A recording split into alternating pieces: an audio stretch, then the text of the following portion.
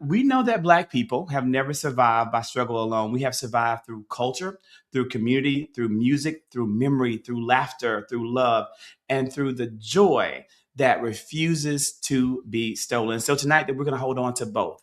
First, the fight for power, then the culture that keeps us rooted and that keeps us moving forward and that keeps us fighting.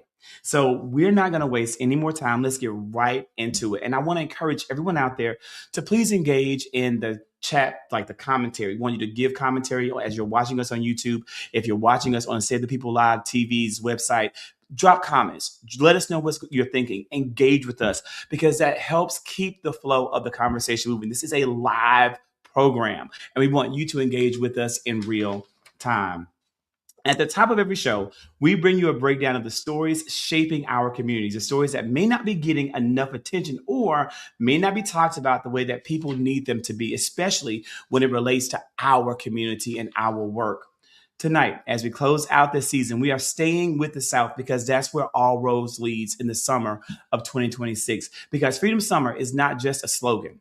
It is a call to protect our vote, to protect our power, and understand what is happening before we get to the ballot box. And we're also, again, holding on to something else. We're holding on to joy, not as an escape from the fight, but as the one tool that keeps us in the fight. Now, if that's not a quotable moment, or as Oprah would say back in the day, an aha moment, I don't know what is. I want you to join me in welcoming tonight our panel in the discussion of the educational topics, two amazing guests. First and foremost, my homeboy, attorney Gerald Griggs from the great state of Georgia, and he right here with me in Atlanta. He's a civil rights attorney, advocate, and an activist. Attorney Griggs, welcome to the Signal Live. And joining Attorney Griggs is my home girl from my native land of Mississippi, Kenya Clanton, a strategist, an advocate in for the Southern Poverty Law Center, Mississippi State Director. Guys, thank you guys so much for taking some time and for joining us tonight right here on the Signal Live. I hope that you are both doing well.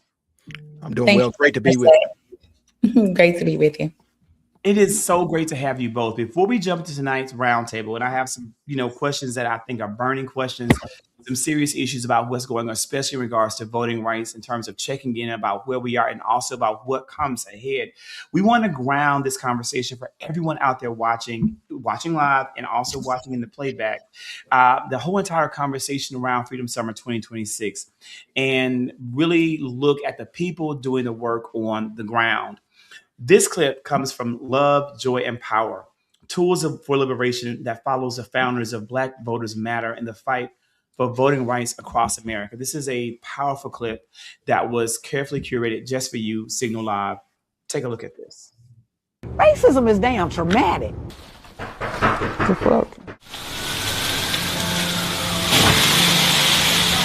There is no reason in the middle of this rain for that house to catch fire. No, they need to come get us. We're not staying here. So that's what we're gonna have to do. We're gonna have to set them high-level hotels. They used to seeing high-level folks that they got security. So that's what we're gonna have to go to.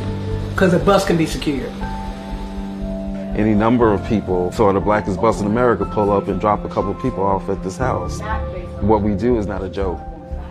It's just not a joke. They put the fire out, they sent the arson team, they're still investigating. The primary purpose was intimidation and fear. They were trying to send a message. Racism is damn traumatic. I mean, just damn traumatic. Like, why the hell we gotta go through this, right? I'm mad. I'm scared. I feel determined too. I mean, we ain't about to go nowhere. We can't stop, won't stop, so we ain't about to stop.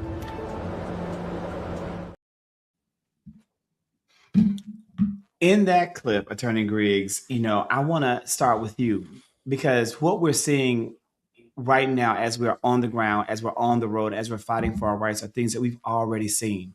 Director Latasha Brown said and talked about this being traumatic. She said racism is traumatic. And we see organizers naming fear and intimidation in real time. When you watch that moment, when you are a part of moments like that, because you've been right there with us all along the way, What does it reveal about the climate that our organizers and our freedom fighters are facing right now?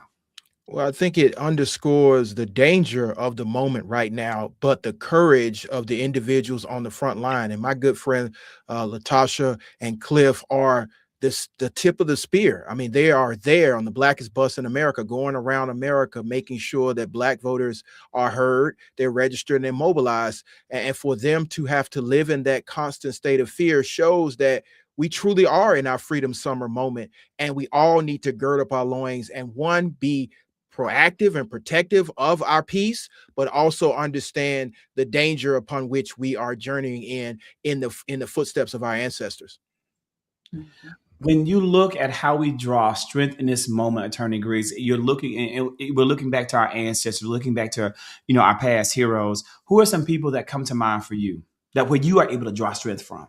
Oh, my mentor, C.T. Vivian and John Lewis, directly told us about this moment before they passed on in 2020, that there would come a time when our generation would have to rise up and fight for those rights that were gifted to us by the previous generation. So I'm always heartened when I see soldiers like yourself and Cliff and Latasha and others who are on the front lines accepting the mantle of our foreparents to continue this struggle, because a great woman once said that freedom is never truly earned. It's won in every generation. And that was Coretta Scott King. So we just have to recognize the fierce urgency of this moment and be prepared for the fight that's ahead. Director Clinton, thank you so much for being here. I want to bring you in, my friend, on the line. I'm scared, but we're not about to stop. We're not about to go nowhere. How do you organize people through fear without letting fear become the thing that controls the movement? Yeah. Zach, that is such a powerful question. It's one that many of us who are organizing on the ground and have been organizing on the ground for quite some time, we grapple with, right? We do really serious, dangerous work in a really serious and dangerous region of the country, the Deep South, a place that has long been talked about. And, it's always the big boogeyman in the room, but this is also really real for a lot of us. And so when Latasha was saying how traumatic it is, it really is. We are physically putting our bodies on the line in the name of freedom every single day. That is our fight. So whether our communities know or not, we still have and hold the obligation to show up and fight for them, even when they don't know that they need to fight for themselves. And when you're in the movement, right? Because movement is not one singular thing, it's a series of things that happen over time. We have to reassure people that we operate in faith, right? We operate in faith, and it's not that we've not been here before. In fact, it is ingratiated in our DNA. And so a lot of what we find ourselves, the moments we find ourselves in around hope and joy, we have to find joy in this work too. And that's how we really sustain ourselves to find the fight to continue. I need to take a moment and dive a little bit deeper, probe a little bit more into what you just said about it's ingrained in our DNA. What do you mean by that for those who didn't catch it? So I'll give you an example. My great-great-great-grandfather was a soldier in the 52nd Colored Infantry of the Union Army. He literally, that was one of the first infantries that fought against the Confederacy right here in Mississippi. That's my lineage. That's my inheritance, right? That's in my DNA. My grandmother, a woman who only had an 8th grade education, was a founding member of the Canton branch of the NAACP. That's ingratiated in my DNA. So the work that I do now is not one that I chose. It was one that chose me. It was my birthright to fight for freedom and to ensure that it's passed on. This idea, this notion of liberty is passed on to the next generation, and it becomes a part of their DNA as well. And the only way that it remains is if we're all willing to fight for it continuously. And that's exactly why when I talk about this issue on social media, when I talk about what's happening with the Voting Rights Act, I say that people like Governor Kay Ivey and the people that are and Governor Jeff Landry, they're doing the work of their ancestors. That's They're right. work of their ancestors. They're doing the work of the Klan. They're doing the work of their ancestors who were in the Confederacy. They're doing the work of their people that were fighting and holding back civil rights and holding our people back for generations. And we must now do the work of our ancestors. That's why we want those of you in this audience, we're going to tag you in, bring you into this conversation, because we have work to do and we can't be tired. We can't be stopped. We have to keep going. We have to pour joy from where we can to keep us motivated in that fight. Thank you so much, Wakenya, for explaining that and sharing that with us. Now, this is why we want to bring the audience to what is happening on the ground right now. And you'll see it on the screen. You will see it on the screen. These are not abstract fights, the things that we're doing and what Freedom Summer is all about. And Alabama's Supreme Court has allowed the state to use a map that erases its second majority Black district, okay, the one that is held by Representative Shamari Figures, a man who, just like Director Clayton said, has a lineage of civil rights and of Black excellence and a first of breaking barriers. This man's family they fought for the state of Alabama. They fought for voting rights, and he is the realization of that dream. And now this man's seat is being taken away from him by courts that are ruled by people that don't look like him. In Louisiana, Governor Landry has signed a map into law eliminating a majority Black district entirely, completely gone. And for everyone who's watching this, we want you to be plugged in. We want you to be clued in. We want you to be zeroed in so you can follow updates and access the briefing that we have about all of this at the blackpowerwarroom.com. Again, that's blackpowerwarroom.com. That is how you're able to stay abreast of what's happening. That's how you're able to stay with us in the fight, and we're able to keep things moving forward. Now, Attorney Griggs, going back to you, when majority Black districts are erased or weakened, what is actually being taken from Black voters beyond the lines on a map? Representation, a voice, both in Congress as well in the state house on many levels. So here in Georgia, that's one of the things that's going to happen on June the 17th. They're going to redraw the lines, not just the congressional lines, but the state Senate and the state house. So when people are having this conversation about protecting voting rights, I always hear the pushback, well, nobody's actually lost their right to vote. No, but you've lost the right to have your vote count because it's being diluted when you are cracked and packed into a district and will no longer be represented by your candidate of choice. So what's actually happening is the elected officials are now able to pick their voters as opposed to the voters being able to pick their elected officials. And so that's why it's incumbent upon our generation to have our own Freedom Summer, because this is exactly what John and CT and Ella Baker and so many of those legends of the past, Medgar Evers, were fighting to protect, to give us the right to pick our candidate of choice. And now it's being rolled back.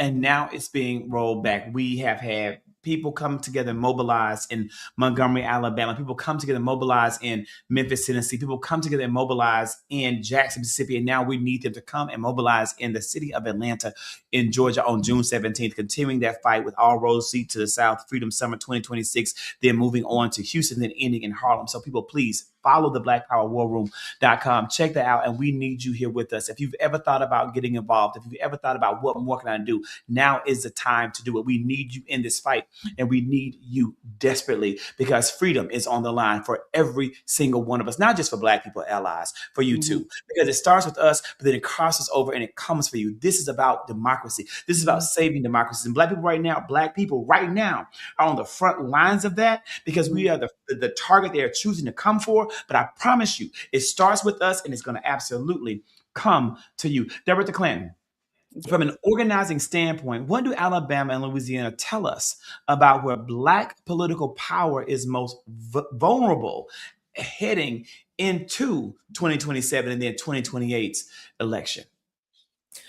Well, Black political power has always represented intimidation for white folks. I'm going to cut it clean to you, right? So what we're seeing with these decisions that have been made in Louisiana and in Alabama is one to really, in a sense, want to push us to a place where we feel defenseless and hopeless, but also realizing that majority Black people in this country live in the South.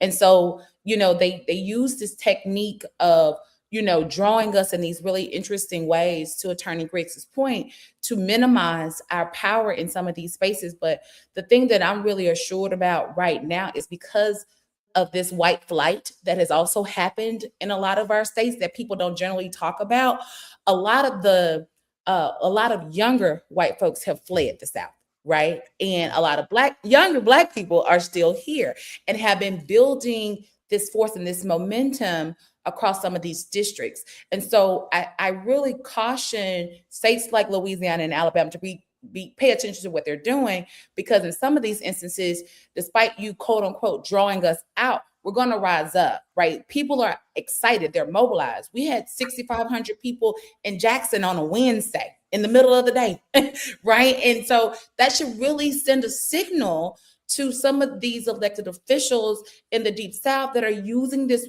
racist, jargonian method to control and cede power.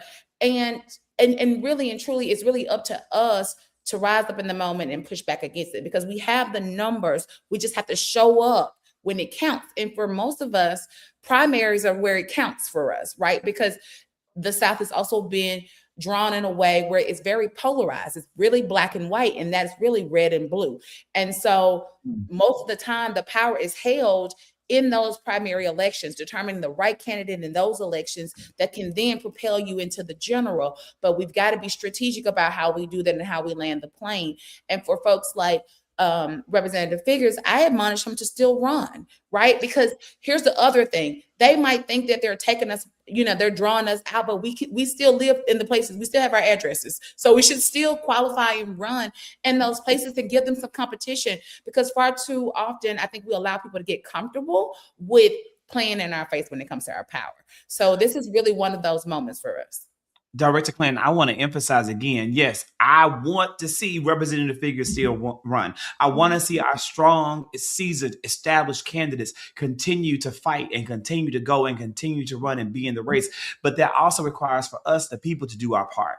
That right. means that every single black voter has to turn out and vote, but that's just not your work anymore. It's not just enough black voters that you turn out to vote. It's not just enough allies to our community and accomplices with us in the fight that you turn out and support these candidates. You have to get your family and your friends and everyone that you know to do the exact same thing. You have got to get the people to the polls. We have got to carry the fight to the ballot box, because that is where we can win. When we vote, we win.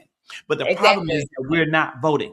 And as a result of us not voting, we are not winning. So we've got to do our part. And we need you to get in this fight with us to help mobilize the people to push forward and to push through. Attorney Griggs, real quickly, what should people be checking right now in regards to that, in regards to voting, regarding in their states? Registration status, polling location changes, mail-in ballots, primary deadlines. What is the practical list, and where should a voter start?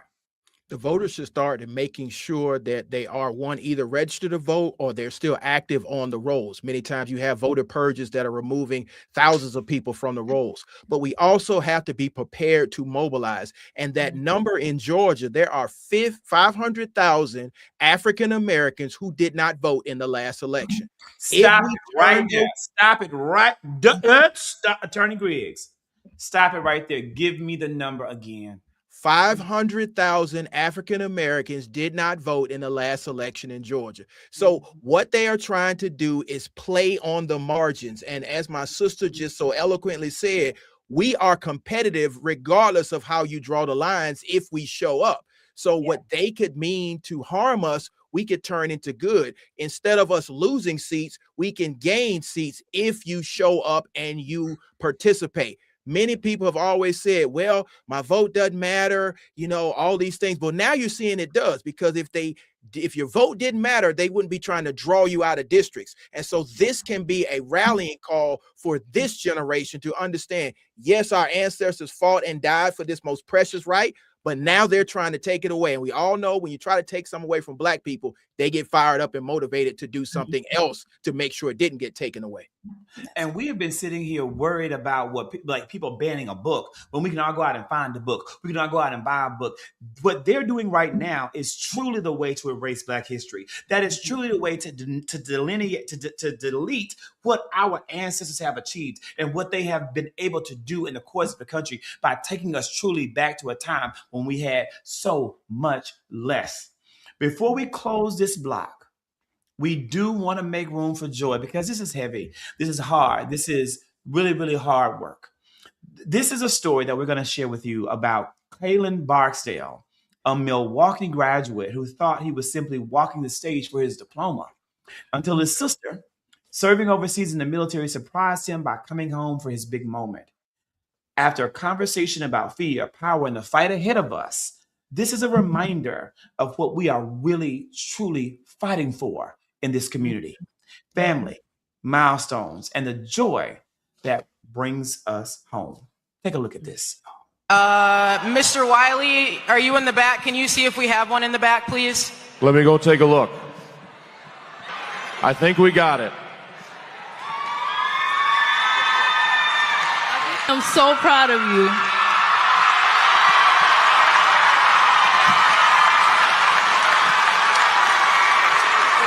Today, this diploma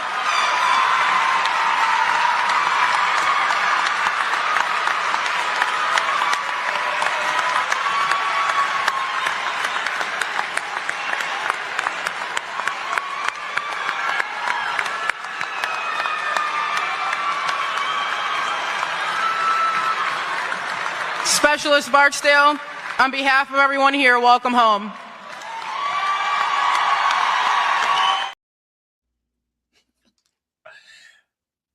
Director Clanton, when you see something like this, what does it mean to you, and how does it kind of recharge, reframe, re-energize what you do? As I was sitting there watching that clip, I was just reminded why this work is so important, because that is the freedom that we're fighting for. We have so many dedicated, remarkable men and women who are serving this country abroad, all in the name of a flag that is supposed to represent the best ideals of this nation. One of those is freedom and democracy, the right to show up and have your voices be heard. And so the fact that we are now in a place where our fight now is here at home in a way that will make their sacrifice mean even more, to me, is the fuel for my fight. It is the fuel for my resistance. And it's the same fuel that has carried us for generations into more generations. And so, that was just the notch that we needed, I think, to see and to know that we're fighting for his educational freedom and that she's over fighting for our liberty. And so we owe her the same in return.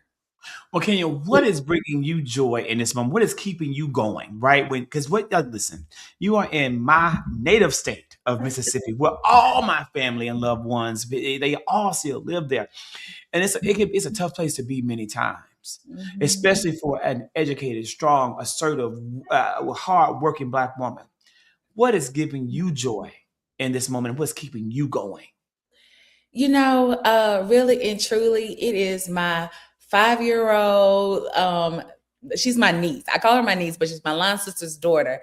But she brings me so much joy. Like, she can put the biggest smile on my face. I don't care what it is that I'm dealing with or going through. I just spent some time with her, and it was just reassurance. Like, you're fighting for Cece. Like, that's who you're fighting for in this moment. And so that's the fuel that I need. Like, as long as she can enjoy some of the freedoms and liberties that I have today, that I grew into, then I know I've done my part. And Gerald, listen, my brother, you are tireless in your work. You are on the ground. You are online. You are a continuous, consistent presence in the fight for freedom. And I know firsthand how tiring and how exhausting and how draining it can be. What is filling your bucket right now that's giving you the energy to push through and to prepare for the huge lift ahead in Georgia with what's coming down on June 17th? Two things. One is my daughter, Elise, and two is my son, Gerald Jr., who I affectionately call Henry. And the reason I called him Henry is because in 1854, Henry Griggs was born on a plantation in Fulton County. And so for us, we have to marry this movement from our past to our future. And that's what gives me the fire to keep going, because Henry Griggs never saw his great-great-grandson become a civil rights attorney. But his great-great-great-grandson will do even better things. So I think it's understanding that we have to be good descendants, and then we have to be good ancestors. That's what keeps me going. And I think that this generation will step up to the plate, because that's what we always have done. We have the blood of our ancestors and the eyes of our descendants on us. Our amazing roundtable panelists gave us perspective and helped us branch from our past to our future, both of these amazing leaders. And I'm just going to take a moment to tell you what brings me joy and hit it right here in the presence, and it's you. It's the two of you. It is the viewers out there. Listen, I was absolutely defeated after the Calais decision. Every single thing that has happened since 2025's inauguration has been something that I stood and said on social media would happen. Okay. And to see it unfold was heartbreaking, devastating, just hurtful. But getting out there on the ground in Montgomery and seeing Black people fight and choose joy, seeing spirituals be united and give messages of hope and encouragement, even though we have been hit hard, even though we have lost some battles, we know that we are still going to win because the arc of the moral universe bend towards justice. We know that we're going to win this. Love always wins. We are on the right side of history. We are doing the work, and the work will pay off. That gave me so much energy. Then going to Mississippi, seeing Wakenya's work, seeing the people of that state come together, again, 6,500 people in the middle of a work week in Mississippi come together for the common cause of fighting for voting rights, civil rights, social justice was a cup filler, a bucket filler. And I need you out there to experience the exact same thing this summer on June 17th in Atlanta. Experience the exact same thing this summer as they move to Houston on Juneteenth. Experience the exact same thing this summer as they move over to Harlem, New York for that weekend. I want to thank you both for coming and being here with us so much and helping us break down what is at stake and what comes next. At the Signal Live, we don't just deliver information, we connect our community to real action, real tools, right here, y'all, right here. See that? And real resources. Scan the on-screen QR code to access support, organizations, and next steps that you can use right now in real time to do the damn work. We need you to stay locked in right here at the Signal Live, where we tune into the pulse of the people. Now, coming up next, we're going to do a shift because Freedom Summer 2026 is not just about on the ground work. Now, that's a big part of it, but it's not just. It's also about the cookout. The cookout. It is about the culture at the center of who we are, and we're talking about Black music, Black pride, Black joy, and who also gets invited to this cookout, this amazing Black experience. Before we bring in our guests and our next set of panelists, we want to start with Miracle Jones on the radical, revolutionary resilience of Black joy. How our ancestors survived. Joy is how we know what to fight for. Joy is how we build our community. Joy is how we show love. Joy is not separate from the work. For Black people, joy has always been how we gather, how we protect each other, how we remember who we are, and how we keep going. So tonight, we're closing this season at the cookout. Culture at the center, talking Black music, Black pride, Black cowboys in their history. Who gets invited to the cookout and how Black joy continues to show up across the culture. And joining me to have this special final season 1 conversation is Garrison Hayes, an award-winning filmmaker, journalist, and content creator and friend, known for telling powerful stories about Black people, history, and culture, as well as Maya Shelton, a freelance makeup artist and nonprofit leader whose work sits at the intersection of beauty, creativity, and community impact. And I just met her, but she's also going to be a friend. Guys, thank you so much for joining us tonight on the Signal Live. Thank you so much for having us. Yeah, thank you very much, Zach. It's always great to be with you, man. Always great. It's like I just saw you yesterday. Almost. I want to start with the cookout, Garrison, right here, going to you first.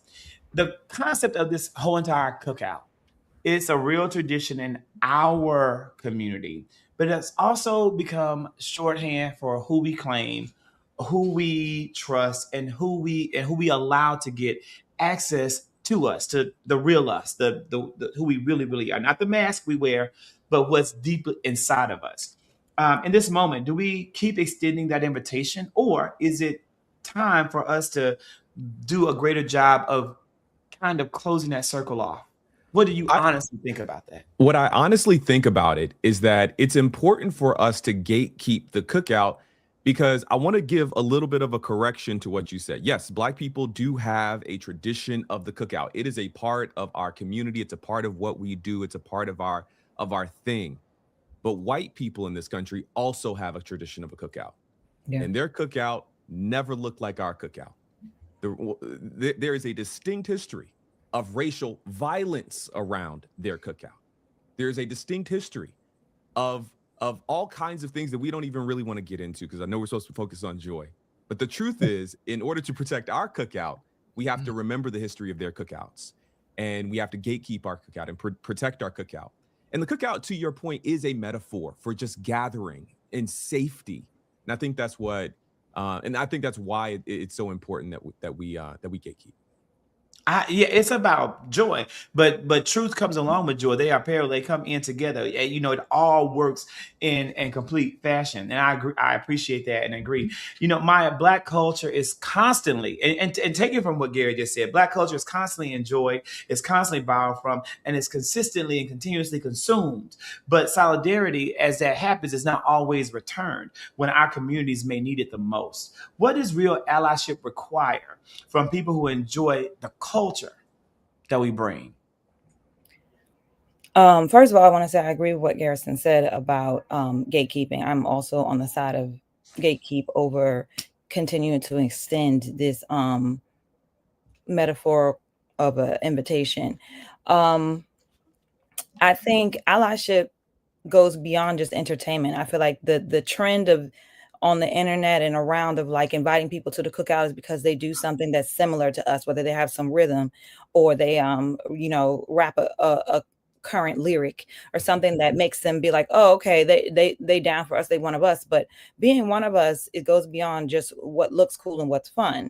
A part of our cookout is protest, is healing, because it came out of us not descendants of enslaved people not being able to eat in their spaces, not being able to share their spaces. So we created our own, and we had music and we had food, and it was our own space to not only have joy, but to also plan and protect and like I said, and protest, because our joy is protest. So allyship really comes in, are you willing to put your body on the front line outside of just music and culture and what's fun, but like when your uncle and your mama and whoever's on that all white jury saying that they're not guilty when they kill one of our Black boys, that you'll be able to check them and say, hold on, their body, their life, their entertainment, beyond their entertainment is more important than what you may realize or recognize or continue to teach. So I think allyship comes in beyond just enjoying things, but also being able to speak up, also being able to sacrifice as well. Baby, let me tell you something. Even before they get off that all white jury, right? So in the process, allyship and adding to what the powerful statement that Maya just said, allyship also includes that you've already had that conversation with Meemaw, Paw, and Auntie. You've already had it. So when they get put on that jury where all the Black people have been struck out or struck down, okay, in that controversial case, when you're in Collin County, Texas, I think that may be how you say it. For those who know, you know that they are equipped and they're ready to go. You don't have the conversations after the trial. You have the conversations before the trial in anticipation of the trial. That is what we need from our allies if we're truly going to make progress, if we're truly going to be able to do the work. Garrison, we are stepping into what some are calling a cowboy summer. Now, we had hot girl summer, and now we're having cowboy summer. And that ain't what I'm saying. I ain't gonna say that because I ain't no cowboy. But that's what they're saying. And part of that is reclaiming the truth that Black people were always a part of cowboy history, even when film, television, history books told the story differently. What does it mean when Black people take back histories and images that we were written out of? Oh, it means everything, Zach. I mean, I fundamentally believe that the answer to this moment is actually in the past. Like that if we could just look back on our history and how we got out of the mess that we got out of 100, 200, 300 years ago, if we took learned those lessons and applied those things to today, we can get out of the mess that we're in right now. And I think a lot about the cowboys of the past and what it meant to be a cowboy. It's kind of tucked into the name. There's this history, this idea that white people were known as cowhands. But the black people were known as cowboys and cowgirls as a sign of disrespect. That's a part of the etymological history of that word. You better teach me something. Now, a part of that is looking back on some of the incredible figures of that time, the people who learned the land. I think about Bass Reeves, who was a man who was enslaved and escaped slavery, found his way into Native American territory with the Creek and the Seminole people, learned the land, and eventually became one of the greatest trackers of all time, could track down anyone. He ended up bringing over 3,000 people to justice as a lawman known as Bass Reeves. Look him up. He's very important. And I think about that excellence that comes from his story that you learn when you kind of learn his story. You hear about a person who is incredibly excellent. And I think that has to be a part of our cowboy moment. If we're going to have a cowboy summer in a time where they're diminishing and destroying Black political power, the lesson that we have to learn from the cowboys of the past, the Black ones, is that lesson of excellence in this moment. And we need that right now more than ever. You see why he's my friend? Do you see why he's my friend? Because see, I learned something when I talked to Garrison. Now, my cowboy summer is also visual. It is the look. It is the styling. It is a confidence. It is the face, the performance of it all. As a makeup artist, as a renowned makeup artist, one of the best out there, I love, working across fashion, media, and culture, what do you see when Black people take a visual language and make it undeniably ours? Well, I believe beauty and makeup is a part of everything else that we do as far as how we present. So like looking at, for example, we're gonna go to Queen Mother, looking at Cowboy Carter, looking at Beyonce, and seeing how she took those costumes and took not only the music, but created a visual so that you saw not only did we create this, but we belong. And it's a way to reconnect to our history and our origin. We were disconnected not only when we were enslaved, but after, because we were separated from that and it was reclaimed, and white people, took cowboy and country and all of that as their own, so much so that they weren't even allowing us to create music in that area. Like I remember long before Cowboy Carter came, Michelle saying she wanted to become a country artist, and they said, "You're going to be R&B, please." Right. And so in Nashville, it was gate kept amongst the white people that this music that we created, we weren't allowed to engage in. So a part of beauty, makeup, hair, costume is reclaiming where we belong. I'm always so excited to see the looks that come out. I remember that visual that dropped when Beyonce did that performance as like a halftime show. Can't think of the name of the game, but her coming out and the horses and oh my God, I lost my mind. So being able to recreate that on sets and in film and things like that just allows people to visually see kind of where we started and also connecting it to modern day. We in the Beehive call that the Beyonce Bowl, and that's what it is known for in our world, my love. And see that you see why Maya's my new free house. You just went right into the music and hit with the icon, with the Queen Mother of it all, as we're celebrating her month and really the month that is June is not only Black Cowboy Month. June is also Black Music Month, and we're also celebrating that. Garrison, June has June is Black Music Month, and Black music has always been more than entertainment for us. It has been protest, it has been church, it has been memory, it is release, it is freedom. What song, artist, or music moment for you feels like Black joy right now?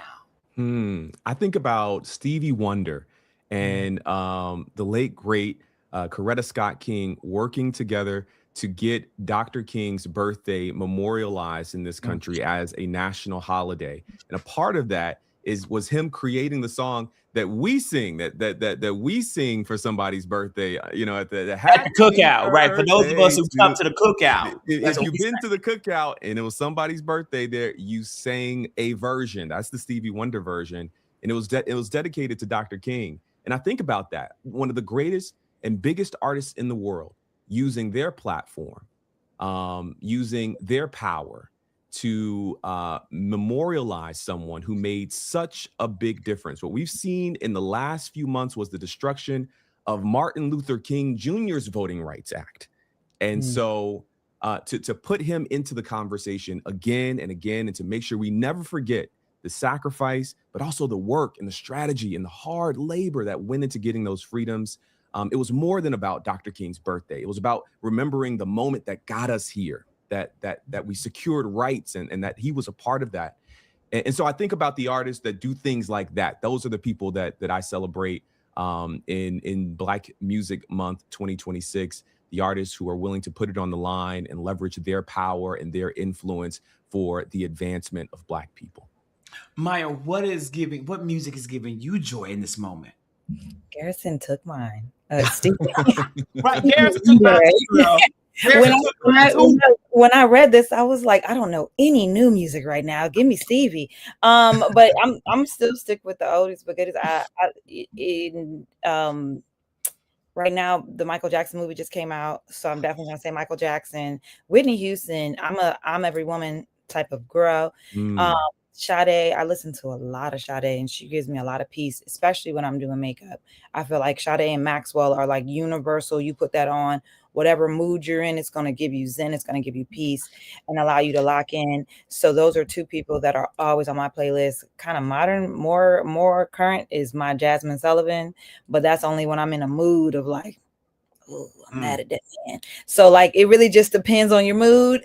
But I'm just saying those are the artists that stand out to me that really bring me it can affect kind of how you lock in. It can affect how you express yourself, your joy, your peace, your anxiety, all of that, depending on what song you listen to. Those are the artists that always stick out to me. You named it. So happy birthday to Maxwell. It's not today, but it's Gemini season to all my beloved Geminis, right? Like happy birthday. And you hit on that. So want to give that a shout out to him. And again, it was a powerful moment. If you had a chance to catch Jasmine Sullivan and Maxwell in concert, that right in and of itself was a true celebration. And for those of us who got to experience and got to witness it, maybe we'll see some of that coming up in the BET Awards program soon. So, and with that said, before we move from Black Music Month into Pride, which of course is what I would say is the music that brings me joy, I still have Renaissance on repeat. Renaissance. We want to sit with a place where those conversations have always overlapped, and that is the Black church. So much of Black music, Black performance, Black style, and Black community life have been played by church culture. And at the same time, many Black LGBTQ people have had to navigate belonging, silence, and exclusion from those places. And with that being said, I want you to take a look at this clip from the host of the upcoming BET. Kev on stage.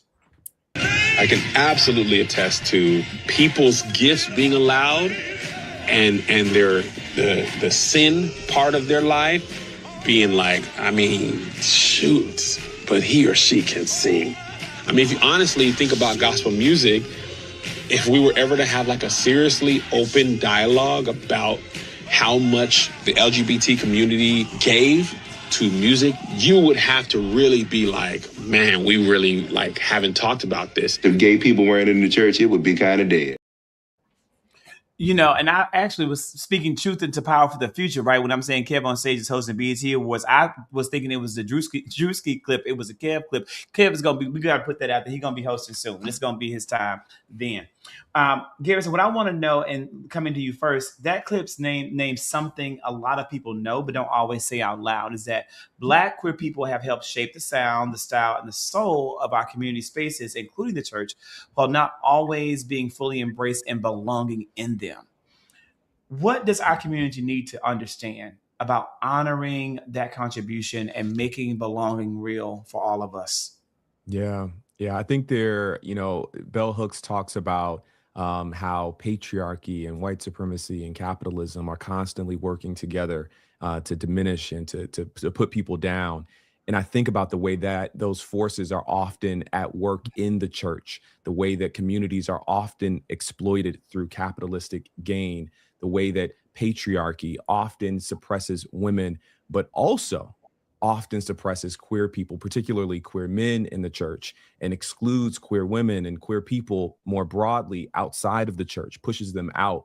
I was a pastor for a while, and during my time as a pastor, I got to see firsthand the way we would utilize the gifts and the talents and the blessings of the queer community, of queer people in the queer community, but would always shy away from accepting and embracing those people into full community with us. There's always a little bit of a separation. And I think it's time out in this time, especially as we understand that all people are made in the image of God, as we understand that God is at work in every single person's life. If you are a believer, that is what you are supposed to believe, that God is at work. And if that is true, then there's no space, no place for the kind of exclusion that often comes in the Black church, particularly. That's the context that we're talking about toward queer people. And I think that's important to say. Maya, beauty, performance, music, and culture and church culture all overlap here. As someone who works in beauty and creative spaces, where do you see the influence of Black queer creativity showing up, even when the people behind that influence have not always been protected or celebrated? Yeah, I agree so wholeheartedly with that last sentence of that clip that said, if queer people weren't in the church, then it would kind of be, what do you say, dead, dull. I feel the same way about in makeup. There's been so many beauty trends that were popularized by beauty influencers that came from the drag space, like contour and baking under your eyes. All of that came from drag makeup and ballroom culture.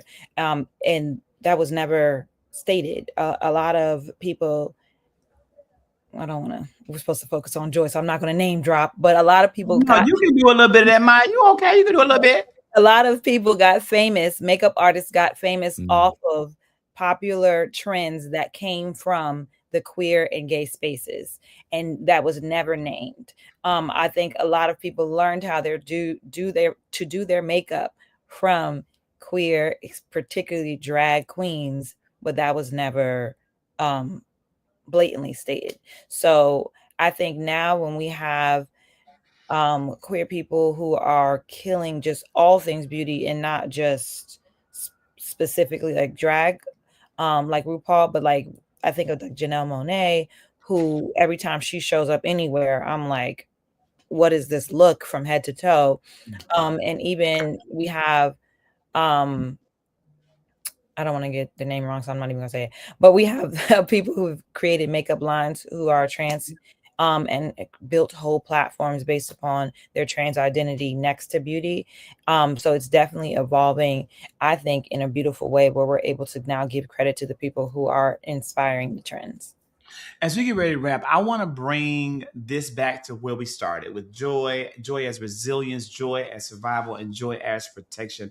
Maya, what is one thing that is bringing you joy right now? Right now, always my kids. I have a 14-year-old daughter and an 8-year-old son, and they are really comedians in my household. So they bring me joy, and also just like chosen tribe and family. I've created a circle of just people who vastly and aggressively love me, and vice versa, that I surround myself with every day in our group chats, and my mom and all of them just keep me laughing because it's just heavy right now, and we need to smile and we need to laugh and be surrounded by love. So those are two things that I would say give me joy. Garrison, what is one thing that you are anticipating in the future that you know will bring you joy? Oh my goodness, my son walking. I'm gonna piggyback off of Maya. I have a 6.5-month-old, and he has two little teeth at the bottom coming in. And when I walk in the room, he gives me this big smile, and it melts my heart. I can already imagine him running through the house and running around, and it, I'm anticipating that. And it's something to look forward to, which I think is so important in this time. And I'll say for me, it is summer watermelon. Okay, like it's people out there who's like, oh, I don't eat watermelon. Well, I don't know what's wrong with you. I got the taste buds of the ancestors, and I love a good piece of cold watermelon with iodized salt. I ain't putting no salt. In my house we got a lot of sea salt, and I had to go out and buy some iodized salt. More with the girl pouring the salt out with the umbrella overhead, and I put it on my watermelon. I love it. I could just eat it all summer when it's fresh and delicious. And so that is for me what is bringing me joy. That is the cookout. That is a culture. And that is the reminder. Our joy is not a distraction from the work. It is part of how we survive the work, shape the work, and how we keep going. Thank you both. Thank you both so much, friends, for joining us tonight and helping us close this season with culture, with clarity, and with joy. Thank you. Thank you. So everybody out there, this is the finale of season 1 of The Signal Live. The producers have made it clear you bet not go over the 60-minute mark, and I absolutely am not going to. I want to thank all of tonight's guests and all of the guests out there who have joined us on any given episode of The Signal Live this season. Your contributions have made this show exactly what we knew it would be. Great, informative, entertaining, engaging, and a true linchpin in the culture. I want to thank our featured voices. I want to thank our viewers. You are the reason that we do what we do. And I want to thank all the people behind the scenes. I was so fortunate. So blessed to be able to, at one point, be a part of that behind the scenes crew. But now that I'm not behind that scenes crew, it makes it even more special to be in the final episode of the season to recognize the work of Zari, of Kishi, of Angelina, of Maya, of Angela, of Holly, of Erica, of Brittany, of Jaye, and all of the people there that are doing this work and that have been there from the beginning, that spend hours. People are spending 8 hours or more per freaking week to give you this high quality, well produced, excellent episode. I want to encourage you to also and always just bring back up the resources, because that is what we've shown it several times throughout. If you're watching it, please, on the playback, click it, action and resources, scan it. We need you to check your voter registration. We need you to know your deadlines. We need you to stay connected to what's happening in your state and be with us here, because again, this summer, all roads lead to the South. I'm going to encourage you to support State of the People TV and independent Black media. So we have our donation code. Please stick with us. Before we close and give a final word, which this is the final word, I want to bring the season back to the final and one simple charge for all of you watching. Protect your power, protect your people, and protect your joy. That means checking your registration, knowing your deadlines, staying connected to what's happening. But it also means making room to breathe, to gather this summer, to celebrate, to have that piece of watermelon, and to remember that our joy is not optional, people. Our joy is not optional. It is how we survive and are able to continue to fight another day. With that being said, as we head into summer reset, thank you. And we can't wait to see you again in September. The prophet Isaiah says in 26:4, trust in the Lord forever, for the Lord is the rock eternal. All of us are familiar with the word trust. Trust is highly valued. It's our desire that we would be able to trust those with whom we are in relationship. Though we are familiar with the concept of trust, to use the adjective ruthless, which means without pity to describe it, may be a bit confusing. Brennan Manning uses the word ruthless to describe trust to mean without self-pity, because self-pity is the arch enemy of trust. Brennan is not saying that there is no place for times of self-pity, given the reality of our lives.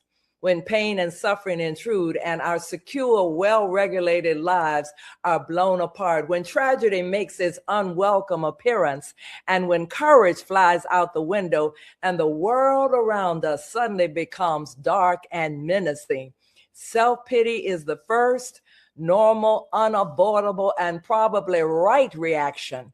And we only exalt ourselves further if we try to suppress it. But there comes a time when self-pity becomes malignant, seducing us into self-destructive behaviors, such as withdrawing, becoming complacent and uninvolved because we feel hopeless and helpless. That's when self-pity must go. The antidote to self-pity is ruthless trust. I looked up synonyms for ruthless, and they include words such as relentless, unyielding, and unwavering. That's the kind of trust that God longs for and desires from us. To trust God is to rely on God's love, God's integrity, strength, power, and faithfulness.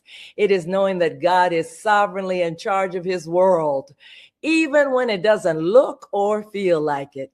God is just. God cares for his people, especially the least of these. God has not left us alone or powerless to handle the madness that we face every day of our lives. Ruthless trust is the only way to live our lives faithfully and victoriously in Christ and survive the onslaught of evil, oppression, and inhumanity that we see happening all around us and to us. It is this trust that allows us to stand up, speak up, and not shut up, confident that we will prevail. We shall overcome someday. I am Cynthia L. Hale, and that was a word.